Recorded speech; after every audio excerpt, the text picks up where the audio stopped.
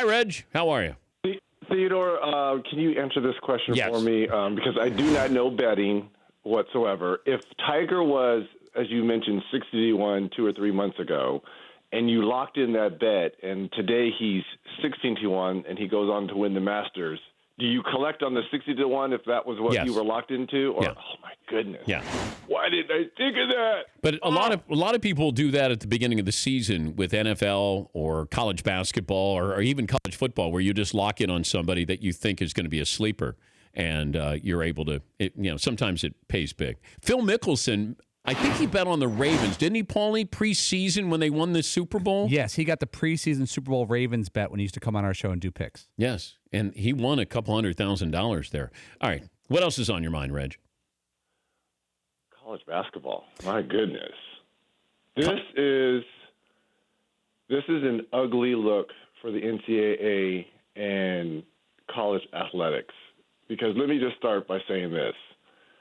Please, people, don't bury your head in the sand and just think this is exclusive just to basketball. Because I guarantee this is going on in football. I guarantee this is going on in baseball. And finally, I think what the FBI probe has done has shed light on how big a business college athletics actually is. But I don't know what we do with it, Reg. I know that it goes on, and just because it goes on in football doesn't mean it's okay to go on anywhere. But I don't know what happens here. Jay Billis said, why not just have open market here, where we're just going to bid on you to bring you in. This is the sad thing about this, because I've been racking my brain trying to come up with solutions, and I guarantee you, I bet the NCAA has as well.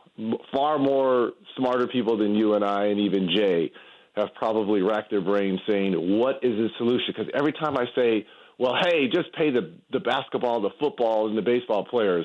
Well, what about the women's softball team? What about the women's lacrosse team? What about the women's basketball team? If I'm Gino Ariema and the UConn women, when I think of college basketball at UConn, I think of the women's team, not the men's team. So how are you going to pay in a top recruit to come to UConn? And some of the girls are over there like, what are you doing paying this dude? And we're the ones that are winning championships. So it is a slippery slope. We could talk about all the ones and dones. One thing I do like, because I've been to a lot of college campuses and games, I see a lot of jerseys floating around there with the young men's and women's names on there. Why can't they get a piece of that? Yeah, I'm fine with that. The merchandising. Yeah. I'm fine with that.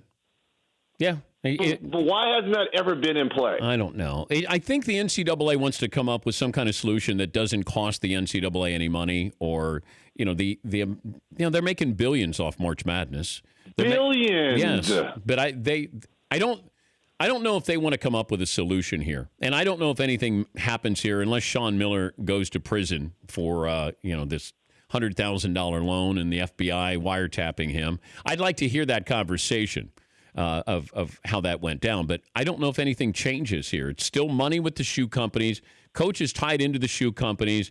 You got schools tied into the shoe companies. You got AAU coaches, movers, shakers. The fact that a coach will go, I'm going to hire your coach and another assistant coach just to get you to go to my college for 1 year. That's not a red flag to the NCAA. No. That's what I have a problem with them, all right? They always try to bury their head in the sand, and they know this is going on. And then when the FBI comes out and says they have wiretaps, they have a money trail, then they get all wide-eyed and be like, oh, my goodness, what is going on here? Yeah. Stop it. And here's the problem if you start paying young men and young women. How far back do you go? Because these kids are starting to get recruited at 13, 14, and 15. So how much is enough? And bigger schools, Ohio State, UCLA, USC, Michigan, North Carolina, they've got deeper pockets. They've got famous alumni. I mean, when does it ever stop? That's why they're really – what is this? There is no solution. I understand what Jay is saying, open it up, free enterprise, but what is enough when your top recruit at Ohio State is driving around in a BMW I don't know how you stop it. He's Reggie Miller, the Hall of Famer. He's in Portland this Thursday night. I love Portland. 10:30 Eastern. I love Portland. Love it. Timberwolves and the Trailblazers with Kevin Harlan and Allie LaForce. Would you play the LeBron James comments after the loss yesterday, San Antonio Spurs? I mean, I think we're at a point now where we protect the shooter more than the driver. I mean, there's no reason I should be going to the line 4 times in a game when I drive 100 times to the paint. I'm getting hit and slapped and grabbed and whatnot. So, but we protect the shooter. That's what it's turned into. Chicks dig the long ball, and that's what it's about. All right, what is LeBron saying here?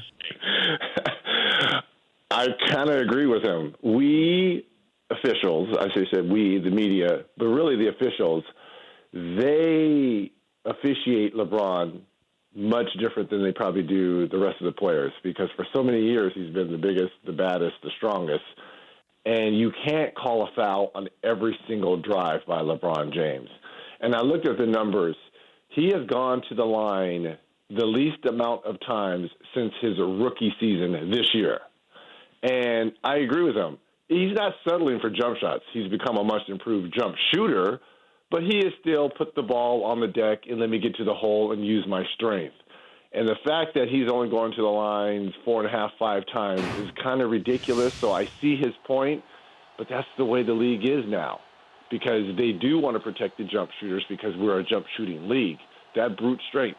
He would be averaging 10 to 15 free throws in the late 80s, 90s. Easily. But how are we protecting the jump shooters here? Paulie, would you run down the guys who have the most free throws attempts this year? James Harden's number Harden? 1. Yeah. Giannis Antetokounmpo is number 2. Yeah, he's not a jump shooter. These are guys who go to the hoop. Harden gets fouled. He'll initiate contact, or he'll fool you into running into him. But he's driving all the time. These aren't jump shooters who are getting these fouls called. Well, I would say this. They officiate him differently, because when you stack up LeBron James versus Harden and Antetokounmpo, he's a man.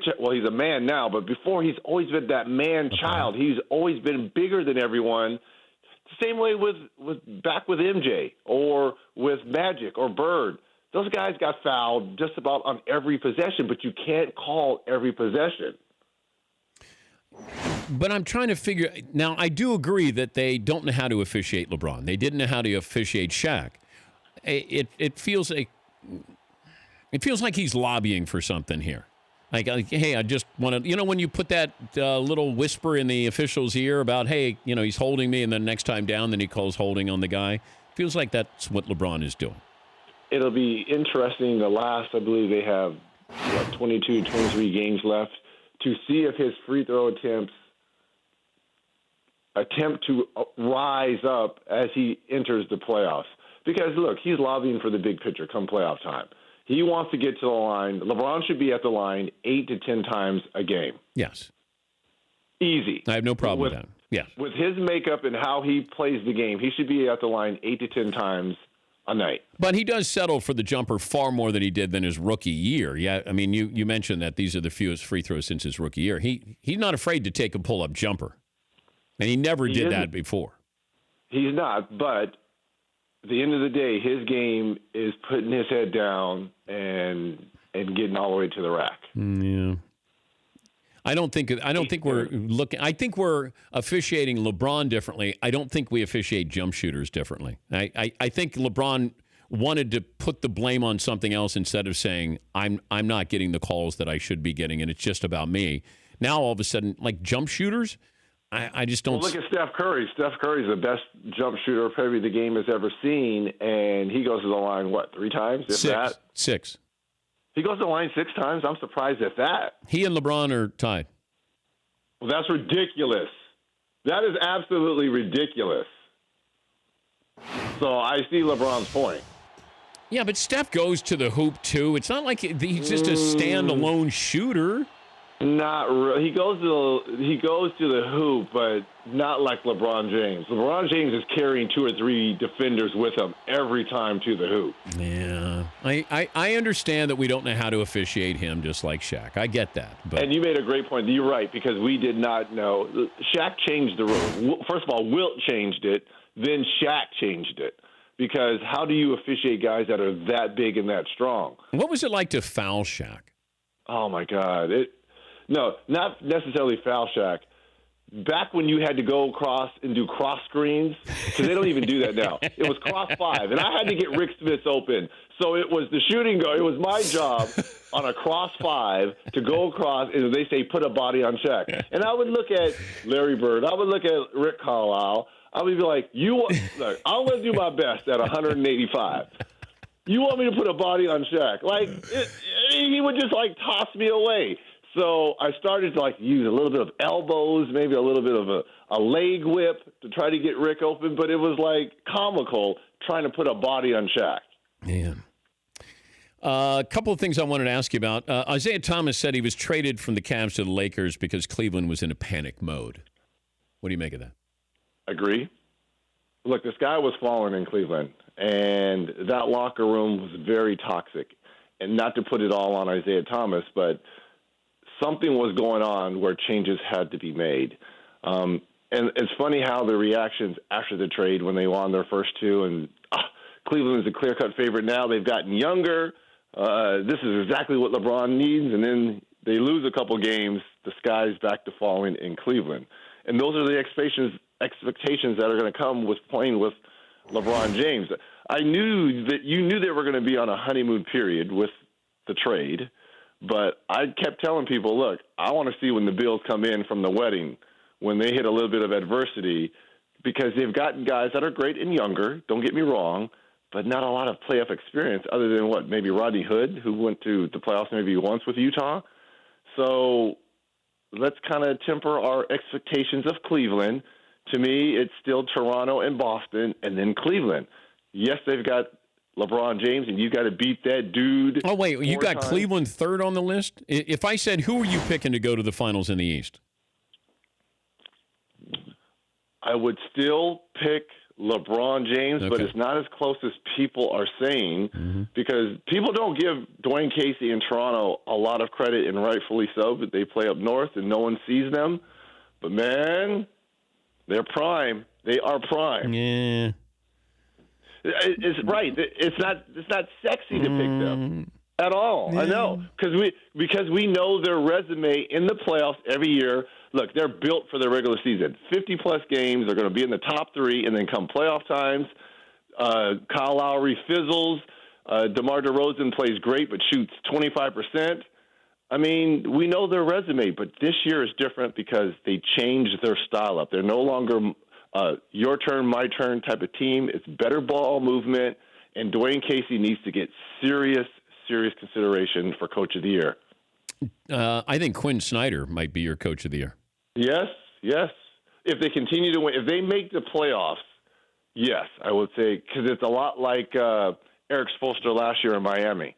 Remember Miami was way out of the playoffs, and then they made that late push to almost get to that eighth seed and got a strong consideration for Eric Spoelstra. The same thing for Snyder. But Dwayne Casey right now would be my Coach of the Year. Do you have any problem with teams tanking without the owner telling you they're tanking? Because Chicago's tanking now. You know, they decided they want to play. When you say I want to play the younger players, see what they can do, you're basically saying we're going to tank. We're tanking. Yeah. I'm not going to use the word tanking. I've always had a problem with it because, to me, it shows the integrity of the game. And for teams that are vying for playoff position, especially if you're 6th, 7th, or 8th in the East or West, and you're playing one of these Chicago or Brooklyn Nets or one of these teams that are clearly looking towards the future, that affects playoff seeding because you're not playing the best team on the floor. It goes towards the integrity of the game, and the commissioner needs to do something about that. It's just not fair. Yeah, but teams are doing it, and they did it in baseball. The Astros did it. The Cubs did it. They ended up winning a World Series. We compliment the Sixers with the process. They call it the process instead of tanking. It sounds a lot nicer.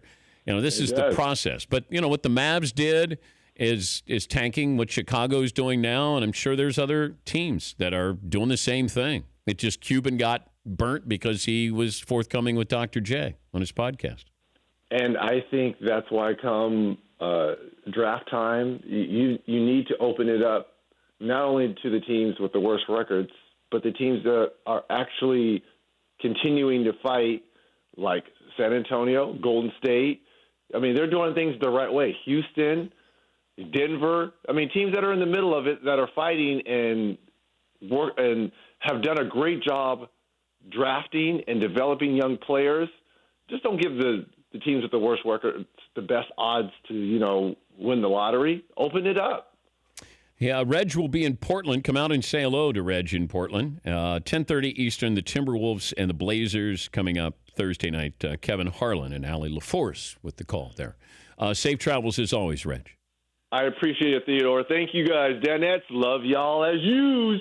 That's Reggie Aloysius Miller Jr. III. For more Dan Patrick Show, tune to Audience Channel 239 on DirecTV or download the Dan Patrick Show app.